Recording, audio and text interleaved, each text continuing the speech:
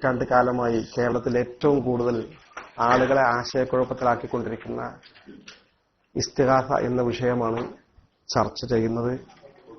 നിങ്ങൾ ഓരോരുത്തരും നിങ്ങളുടെ മനസ്സിനെ മതിക്കുന്ന സംശയങ്ങൾ ചോദിക്കാനും അത് നിവാരണം വരുത്താനുമുള്ള തയ്യാറെടുപ്പോടുകൂടി നിങ്ങളും ഇരിക്കുകയാണ്. എന്തായിരുന്നാലും ഈ ഒഴിവു സമയങ്ങൾ ഇത്ര ഫലപ്രദമായ ഒരു കാര്യത്തിനു വേണ്ടി ഉപയോഗപ്പെടുത്തുന്നത് ഏറെ അഭിനന്ദനാർഹമാണെന്ന് മാത്രമല്ല, അല്ലാഹു സുബ്ഹാനഹു വ തആല നമ്മുടെ ജീവിതത്തിൽ ചെയ്യുന്ന ഏറ്റവും വലിയ ധർമ്മസമരം ജിഹാദിന്റെ ഗണത്തിൽ ഇത് ഉൾപ്പെടുത്തി കബൂൽ ചെയ്യുമാറാകട്ടെ. ആമീൻ പ്രാർത്ഥിക്കുകയാണ്. കാര്യം അങ്ങനെ തന്നെയാണ്. എന്തുകൊണ്ടെന്നാൽ നമ്മുടെ നാട്ടിൽ മലയാളികൾ, നാട്ടിൽ നിന്നാണ് ഉദ്ദേശിക്കുന്നത് ഇവിടെ ഉൾപ്പെടെയുള്ള മലയാളികൾ ഏറെ സംശയിപ്പിക്കുന്ന അവരെ വഴിതെറ്റിക്കുന്ന ഒരു അടിസ്ഥാനപരമായ വിഷയമാണ് ഇസ്തിഗാസ. ഒരുപാട് മുജാഹിദുകളുമായി സംവദിച്ചിട്ടുണ്ട്. അവരൊക്കെ പറയുന്നത് ഇസ്തിഗാസ അതാണ് അല്ലാത്ത ആളുകൾ പ്രാർത്ഥിക്കുക, ഇതാണുള്ള പ്രശ്നം, ബാക്കിയൊക്കെ അഡ്ജസ്റ്റ് ചെയ്യുക. അതാണ് സുന്നികളെ കുറിച്ച് നമുക്കുള്ള ഒരു വലിയ ആശയക്കുഴപ്പം എന്ന് പറയാറുണ്ട്.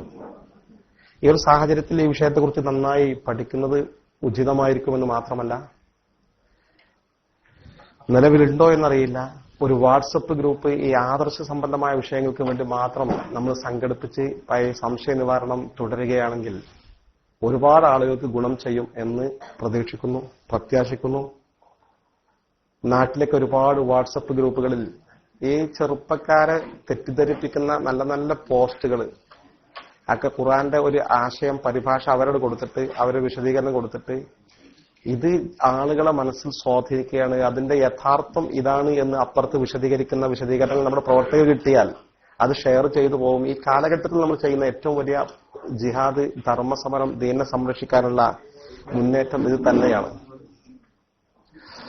ഞാൻ പറഞ്ഞ പോലെ ഉദ്ഘാടന ഭാഷണം നീട്ടുന്നത് ഉചിതമല്ലെന്ന് എനിക്കറിയാം. ഒരു ഒറ്റക്കാര്യം മാത്രം ശ്രദ്ധയിൽപ്പെടുത്തി ഞാൻ അവസാനിപ്പിക്കാം. ഇപ്പോ ഇത് ദാറുൻ നജാത്ത് അറബിക് കോളേജിലാണ് ഞാൻ പഠിപ്പിക്കുന്നത്. അവിടെ അഫ്ലുമ പ്രിലിമിനറി, ഡിഗ്രി, PG 2 വർഷമുണ്ട്. അതിൽ ഡിഗ്രിയിലും PGയിലുമാണ് അധികം ക്ലാസ് ഉണ്ടാകാറുള്ളത്. ഈ PGക്ക് ഇടയ്ക്കൊക്കെ എടവണ്ണയിൽ നിന്ന് ഡിഗ്രി കഴിഞ്ഞ് അതുപോലെ മറ്റ് മുജാഹിദ് കോളേജിൽ ഡിഗ്രി കഴിഞ്ഞ് വരുന്ന കുട്ടികൾ ഉണ്ടാകാറുണ്ട്. കഴിഞ്ഞ വർഷം 3 കുട്ടികളുണ്ടായിരുന്നു, ഇപ്രാവശ്യം 1 കുട്ടിയുണ്ട്. ആ ഒരു കുട്ടി PGക്ക് ചേർന്ന് ക്ലാസ് തുടങ്ങിയപ്പോൾ തന്നെ വളരെ ഫ്രണ്ട്ലി ആയിട്ട് നമ്മൾ ചോദിച്ചു. അപ്പോ സുന്നിനെ കുറിച്ച് അഭിപ്രായ വ്യത്യാസം കുട്ടി പ്രകടമായി പറയും. ഏറ്റവും കൂടുതൽ ഈ സുന്നിയെ തെറ്റിദ്ധരിക്കാനും അല്ലെങ്കിൽ ശരിയും ധരിച്ചുകൊണ്ട് തന്നെ സുന്നികളെ വഴിതെറ്റിയവരായി കാണാൻ എന്താണ് അടിസ്ഥാനപരമായി നിങ്ങളുടെ പ്രേരകം ഘടകം എന്ന് ചോദിച്ചപ്പോൾ ആ കുട്ടി തുറന്നു പറഞ്ഞു, ഇപ്രാവശ്യം ഈ അധ്യയന വർഷം തുടക്കം തന്നെ ഇപ്പൊ 2 മാസമായിട്ടുള്ള തുടങ്ങിയിട്ടുണ്ട്. അല്ലല്ലാത്ത ആളുകൾ പ്രാർത്ഥിക്കുക, അതിനെ നമുക്ക് ഉൾക്കൊള്ളാൻ പറ്റാത്ത, അത് ഖുർആന് എതിരല്ലേ എന്ന് ചോദിച്ചു. നമ്മളത് ശരിവെച്ചുകൊണ്ട് ശരി ധാരണ അങ്ങനെ ഇരിക്കട്ടെ എന്ന് പറഞ്ഞിട്ട് തുടർന്ന് ഞാൻ പറഞ്ഞു, നമുക്ക് ഇതൊരു പഠനമാക്കാം. കുട്ടി ഡിഗ്രി കഴിഞ്ഞതാണ്, അറബി ഭാഷയിൽ അത്യാവശ്യം കഴിവുണ്ട്, ഖുർആൻ നോക്കാൻ അറിയും, ഖുർആന്റെ തഫ്സീറുകളും നോക്കാൻ അറിയും, ഹദീസിന്റെ ഷറഹുകളും നോക്കാനുള്ള കഴിവുണ്ട്. അതുകൊണ്ട് നമുക്കൊരു കാര്യം ചെയ്യാം, നമുക്ക് ഇതൊരു പഠനത്തിന് വിധേയമാക്കാം. ഇത് കുട്ടി പഠിച്ചിടത്താണ് ശരിയെന്ന് ബോധ്യപ്പെടുകയാണെങ്കിൽ ഇൻഷാ അല്ലാഹ് നമ്മളൊക്കെ കുട്ടിന്റെ പക്ഷത്തേക്ക് വരാം. ഇവിടെ ഈ കുട്ടികളൊക്കെ റെഡിയാണ്. കാരണം സത്യത്തിന്റെ കൂടെ നിൽക്കാൻ ബാധ്യസ്ഥരാണ് നമ്മളൊക്കെ. ഞാൻ ഒരു സംഘടനാ പ്രവർത്തക നിലയിൽ എന്റെ സംഘടനയുമായി ബന്ധപ്പെട്ട് ഈ ആശയം പുതിയതായി കണ്ടെത്തിയിട്ടുണ്ട്, ഇവരെ ഭാഗത്താ ശരിയെന്നാണ്. ആ സംഘടനാ ബേസിൽ അതിന്റെ ആളുകളെയും കൊണ്ടുവരാൻ ഞാൻ ശ്രമിക്കാം. അല്ല, ഹക്ക് ഇപ്പുറത്താണ് ശരിയെന്ന് കുട്ടിക്ക് ബോധ്യപ്പെടുകയാണെങ്കിൽ കുട്ടി അത് ഉൾക്കൊള്ളുമെന്ന് വെച്ചു. ഉൾക്കൊള്ളുന്നു പറഞ്ഞു. അങ്ങനെ ഈ ഒറ്റ കാര്യം ചോദിച്ചു. ഇപ്പൊ അല്ലാത്ത ആളുകളോട് പ്രാർത്ഥിക്കലാണ് ഏറ്റവും വലിയ പ്രശ്നം എന്ന് പറയുമ്പോ, പ്രാർത്ഥന എന്ന് പറഞ്ഞാൽ ഇബാദത്താണെന്ന് ആ കുട്ടി പറഞ്ഞു. അതാണ് പ്രശ്നം. അല്ലാത്ത ആളുകൾക്ക് ഇബാദത്ത് ചെയ്യൽ ശിർക്ക. ഇസ്ലാമിന്റെ അടിസ്ഥാന തത്വവും സത്യവും അൻ യഅ്ബുദുല്ലാഹ് മാ ലക്കും മിൻ ഇലാഹിൻ ഗൈറുഹു, ഇബാദത്ത് അള്ളാഹ്ക്ക് മാത്രം, അള്ളാഹു ഒഴികെയുള്ളവർക്ക് ഇബാദത്ത് ചെയ്യാൻ പാടില്ല. ഇതാണ് തൗഹീദ്. ലാ ഇലാഹ ഇല്ലല്ലാഹ്, അള്ളാഹു മാത്രമാണ് ഇബാദത്തിന് അർഹൻ മഅബൂദ്. അല്ലാഹുവല്ലാത്ത മറ്റൊരു ഇബാദത്തിന് അർപ്പിക്കപ്പെടാൻ അർഹൻ വേറല്ല. അള്ളാഹുവിനോടൊപ്പം ഗുരുവായൂരപ്പനും കൂടി ഇലാഹാണ്, ഇബാദത്തിന് അർഹനാണെന്ന് വിശ്വസിച്ചാൽ ശിർക്കായി. അള്ളാഹുവിനോടൊപ്പം പിതാവും പുത്രനും കൂടി ഇബാദത്തിന് അർഹനാണെന്ന് വിശ്വസിച്ചാൽ ഇബാദത്തായി അവർക്ക് ശിർക്കായി. ഇത് അള്ളാഹു മാത്രമാണ് ഇബാദത്തിന് അർഹൻ എന്നതാണല്ലോ. ഇബാദത്ത് എന്ന പ്രാർത്ഥന രണ്ടും സംയോജിപ്പിച്ചാ പറയാറുള്ളത് പ്രാർത്ഥന എന്നാണ് ഇബാദത്ത്. ശരി, അങ്ങനെയാണെങ്കിൽ സുന്നികൾ മഹാത്മാക്കളോട് സഹായം ചോദിക്കുന്നവരുണ്ട്, ചില ഘട്ടങ്ങളിൽ ചോദിക്കാറുണ്ട്. ആ സഹായം ചോദിക്കുന്നത് പ്രാർത്ഥനയാണ് അല്ലെങ്കിൽ ഇബാദത്താണ് എന്ന് പറയണമെങ്കിൽ ഇബാദത്ത് എന്നാൽ എന്താണ് എന്ന് മനസ്സിലാക്കേണ്ടതെന്ന് ചോദിച്ചു. തീർച്ചയായും മനസ്സിലാക്കാൻ തന്നു. അപ്പൊ എന്താണ് കുട്ടി പറഞ്ഞ ഇബാദത്ത് എന്ന് പറഞ്ഞാൽ എന്താണെന്ന്? ആ കുട്ടി ഉടനെ പഠിച്ചു വെച്ച ആശയം മറുപടി പറഞ്ഞു, അദൃശ്യമായ നിലയിൽ സഹായം ചോദിക്കൽ തന്നെയാണ് ഇബാദത്ത്. നിങ്ങൾ ബദരീങ്ങളോടും ഔലിയാക്കന്മാരോടൊക്കെ അദൃശ്യമായ നിലയിൽ മറഞ്ഞ വഴിക്കല്ലേ സഹായം ചോദിക്കുമെന്ന് ചോദിച്ചു. നമ്മൾ കറക്റ്റ് കുട്ടി പറഞ്ഞ ആശയം വളരെ ശരിയാ. മറഞ്ഞ വഴിക്ക് തന്നെയാണ് മഹാത്മാക്കളും സഹായം ചോദിക്കുന്നതും അവർ സഹായം പ്രതീക്ഷിക്കുന്നതും. ഇബാദത്തിന് കുട്ടി പറയുന്ന നിർവചനം അത് തന്നെയാണ് ശരിയെങ്കിൽ കുട്ടി പറയുന്നതാണ് 100% ശരിയെന്ന് നമ്മളെല്ലാവരും അംഗീകരിക്കണം. അപ്പൊ ഒരു കാര്യം ചെയ്യാം, ഈ പറയുന്ന നിർവചനം ഇഅ്തിഖാദു ശൈഇ അലാ തഅ്സീരിഹിൽ ഗൈബി, അദൃശ്യമായ കഴിവ് മൂലം ഒരു വസ്തുവിനെ വന്ദിക്കുക അല്ലെങ്കിൽ ആദരിക്കുക അല്ലെങ്കിൽ അദൃശ്യമായ നിലയിൽ ഒരു വസ്തുവിന് നമ്മളെ സഹായിക്കാൻ കഴിയുമെന്ന് വിശ്വസിക്കുക. ഇതാണ് ഇബാദത്തിന്റെ നിർവചനം അല്ലെങ്കിൽ അതിന്റെ വിശദീകരണം അല്ലെങ്കിൽ അർത്ഥം എന്ന് കുട്ടി വിശദമായി പരിശോധിച്ചോ?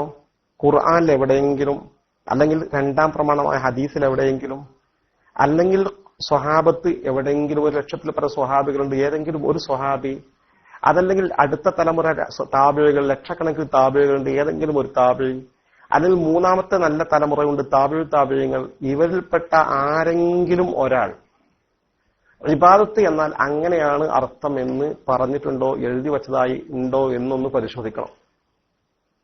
പോട്ടെ, ഇനി ആ 3 നല്ല തലമുറകൾ പോകട്ടെ.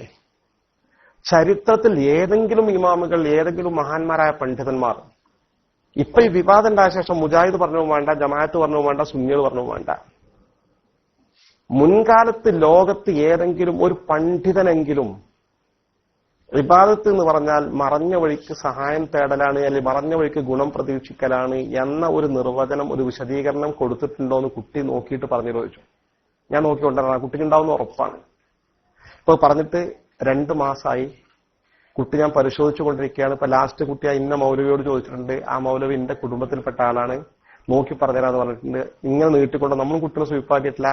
കുട്ടി ഉടനെ പഠിക്കും, ഇവിടെ പറയും വിഷയം, നമുക്ക് അപ്പൊ പരിശോധിക്കാൻ ഓരോ ക്ലാസിന്റെ ആമുഖത്തിൽ 5 മിനിറ്റിന് വേണ്ടി നീക്കി വെക്കും. അങ്ങനെ പോയിക്കൊണ്ടിരിക്കുകയാണ്. സത്യം പറഞ്ഞാൽ അത് തന്നെയാണ് ഇതിന്റെ മർമ്മം. അല്ലാഹു അല്ലാത്ത മഹാത്മാക്കളിൽ നിന്ന് സഹായം പ്രതീക്ഷിക്കുന്ന നാം അത് ശിർക്കാണ് എന്ന് പറയണമെങ്കിൽ ഈ മറഞ്ഞ വഴിക്ക് സഹായം തേടൽ ഇബാദത്താണ് എന്ന് വരണമല്ലോ. അപ്പോഴല്ലേ അല്ലാഹു അല്ലാത്ത ആൾക്ക് ഇബാദത്താവും, അപ്പോഴല്ലേ ശിർക്കാവും. ഈ മറഞ്ഞ വഴിക്ക് സഹായം പ്രതീക്ഷിക്കലാണ് ഇബാദത്ത് എന്ന് ഈ പറഞ്ഞതുപോലെ വിശുദ്ധ ഖുർആനിലോ തിരുസുന്നത്തിലോ വിശുദ്ധ ഖുർആൻ വ്യാഖ്യാനങ്ങളിലോ ഹദീസ് വ്യാഖ്യാനങ്ങളിലോ 3 നൂറ്റാണ്ടുകളിൽ ആരെങ്കിലുമോ അല്ലെങ്കിൽ മുൻകാലങ്ങളിൽ ആരെങ്കിലും ഒരാൾ ചരിത്രത്തിൽ എവിടെയെങ്കിലും പറയുകയോ എഴുതുകയോ ചെയ്തിട്ടില്ല എന്നതാണ് വസ്തുത. ചരിത്രത്തിൽ ആദ്യമായി ആരാണിത് പറഞ്ഞതെന്ന് വെച്ചാൽ, കേരളത്തിൽ നമ്മൾ ഗൾഫിൽ മലയാള നാട്ടിലുള്ള സത്യധാര തുടങ്ങുന്ന ഘട്ടത്തിൽ ഈ ചർച്ച ഉണ്ടായ സത്യധാരയിൽ അന്ന് മുജാഹിദ് പ്രസ്ഥാനത്തിന്റെ ചരിത്രത്തിൽ ഏറ്റവും വലിയ പണ്ഡിതനായി അറിയപ്പെട്ട വെളിയങ്കോട് കെ ഉമർ മൗലവി ജീവിച്ചിരുന്ന കാലഘട്ടമായിരുന്നു. ഇതേ വെല്ലുവിളി നമ്മൾ ഉന്നയിച്ചപ്പോ കെ ഉമർ മൗലവി ഒരു ലേഖനം സത്യധാരയിലേക്ക് എഴുതി. അദ്ദേഹം പറഞ്ഞു, എഴുതുന്ന ആളെ നോക്കണ്ട, വൻദുർ ഇലാ മാ ഖാല ലാ മൻ ഖാല. പറഞ്ഞ ആളെ നോക്കണ്ട, പറഞ്ഞ ആശയം നോക്കിയാൽ മതി. അങ്ങനെ നിർവചനം ചരിത്രത്തിൽ എഴുതി പോയിട്ടുണ്ട് എന്ന് പറഞ്ഞു. അദ്ദേഹം ഉദ്ധരിച്ചത് 1935 അന്തരിച്ച സയ്യിദ് റഷീദ് ഇങ്ങനെ നിർവചിച്ചിട്ടുണ്ട് എന്നാണ് പറഞ്ഞത്. റഷീദ് 1935 അന്തരിച്ചത് എന്ന് വെച്ചാൽ ഒരു 100 കൊല്ലം തികഞ്ഞിട്ടില്ല. ഈ കേരളത്തിലുള്ള ഈ വിദഈ പ്രസ്ഥാനത്തിന്റെ തുടക്കക്കാർ ഈജിപ്ത് കേന്ദ്രീകരിച്ച റഷീദ്, മുഹമ്മദ് അബ്ദു, ജമാലുദ്ദീൻ അഫ്ഗാനി എന്ന വഹാബി പ്രസ്ഥാനത്തിന്റെ തലവന്മാരാണ്. അവർ ഇസ്ലാമിക ലോകത്ത് ചാരന്മാരായിരുന്നു എന്ന് പിൽക്കാലത്ത് പിന്നെ സ്ഥിരീകരിക്കപ്പെട്ടിട്ടുണ്ട്. മുജാഹിദ് പ്രസ്ഥാനം പോലും സമ്മതിച്ചിട്ടുണ്ട്. ആ ഗണത്തിൽപ്പെട്ട മുജാഹിദ് പ്രസ്ഥാനത്തിന്റെ നായകനായ റഷീദിനുള്ള മാത്രമാണ് ഇങ്ങനെ പറഞ്ഞത് എന്ന് കെ ഉമർ മൗലവി പോലും പറഞ്ഞപ്പോൾ നമ്മളതിന് വിശദീകരണം കൊടുത്തു. ഇദ്ദേഹം ഇന്ന ഗണത്തിൽപ്പെട്ടയാളാണെന്ന് പറഞ്ഞപ്പോൾ അദ്ദേഹം പറഞ്ഞു, ആര് പറഞ്ഞു നോക്കണ്ട, പറഞ്ഞ ആശയം നോക്കിയാൽ മതി എന്ന് വീണ്ടും അദ്ദേഹം കത്തെഴുതിയ കത്ത് സത്യതാര പ്രസിദ്ധീകരിച്ചു. എന്ന് പറഞ്ഞാൽ മുജാഹിദ് പ്രസ്ഥാനത്തിലെ റഷീദിനക്ക് മുമ്പ് ചരിത്രത്തിൽ ഒരാൾ പോലും ഇബാദത്തിന് അങ്ങനെ നിർവചനം കൊടുത്തിട്ടില്ല. പിന്നെ ഇല്ലാത്ത നിർവചനത്തിന്റെ അടിസ്ഥാനത്തിൽ കെട്ടിപ്പൊക്കി ഉണ്ടാക്കിയ ആശയമാണ് മഹാത്മാക്കളോട് സഹായം പ്രതീക്ഷിക്കൽ ശിർക്കാണെന്ന വാദം. പിന്നെ അതിന് ഉപോത്ബലകമായി നൂറുകണക്കിന് ആയത്തുകൾ ഖുർആൻ തഫ്സീറുകളെ മറികടന്നുകൊണ്ട് സ്വതന്ത്രമായി വ്യാഖ്യാനിക്കുക. ഇതാണ് അതിന്റെ അടിസ്ഥാനപരമായ സത്യം. പിന്നെ അതിന്റെ ബാക്കി വിശദാംശങ്ങൾ ഇൻഷാ അല്ലാഹ് നമുക്ക് പഠിക്കാം, ചർച്ച ചെയ്യാം. നമുക്കതിന്റെ സത്യം കണ്ടെത്താൻ സാധിക്കും. റബ്ബ് സുബ്ഹാനഹു വ തആല ഈ പരിപാടിയിൽ എല്ലാ ബറക്കത്തും നൽകി അനുഗ്രഹിക്കുമാറാകട്ടെ. തുടർന്നും ഇത്തരം പരിപാടികളുമായി ഭംഗിയായി സത്യസന്ധമായി മുന്നോട്ട് പോകാനും ഈ സന്ദേശം വളരെ വളരെ വേഗം നമ്മുടെ ഈ സംശയാലുക്കളായ നമ്മുടെ ചെറുപ്പക്കാർക്ക് പല വിധേനയും ആധുനിക മാധ്യമങ്ങൾ ഉപയോഗിച്ചും കൈമാറി ഒരാളെങ്കിലും നേരെയാകട്ടില്ല. അൻ യഹ്ദി അല്ലാഹു ബിക റജുലൻ വാഹിദൻ ഖൈറുൽ ലക മിനദ് ദുനിയ വമാ ഫിഹാ. ഒരാള് നമ്മൾ വഴി ഈ മാർഗത്തിലേക്ക് സന്മാർഗത്തിലേക്ക് വരിക ഈ ദുനിയാവും അതിലെ സകല വിഭവങ്ങളും കിട്ടുന്നതിനേക്കാൾ ഉത്തമമാണെന്ന് അഷ്റഫുൽ ഖൽഖ് മുത്ത് മുഹമ്മദ് മുസ്തഫ സ്വല്ലല്ലാഹു അലൈഹി വസല്ലം തങ്ങൾ പറഞ്ഞ അടിസ്ഥാനത്തിൽ ഒരുപാട് ആളുകളെ ഈ നേർമാർഗത്തിൽ കൊണ്ടുവരാൻ നമുക്ക് ഏവർക്കും അല്ലാഹു തൗഫീഖ് നൽകി അനുഗ്രഹിക്കുമാറാകട്ടെ. ആമീൻ പ്രാർത്ഥിച്ചുകൊണ്ട് ബിസ്മില്ലാഹിർ റഹ്മാനിർ റഹീം എന്ന വിശുദ്ധ വചനം കൊണ്ട് ഈ വളരെ നല്ല പരിപാടിക്ക് സ്നേഹപൂർവ്വം ഉദ്ഘാടനം നൽകിയത് അറിയിച്ചുകൊണ്ട് ഞാൻ അവസാനിപ്പിക്കുന്നു. എല്ലാവരും ദുആയിൽ ഉൾപ്പെടുത്തണമെന്ന് സ്നേഹപൂർവ്വം അഭ്യർത്ഥിച്ചുകൊണ്ട് സ്വല്ലല്ലാഹു അലാ മുഹമ്മദിൻ വ ആലിഹി വസഹബിഹി അജ്മഈൻ.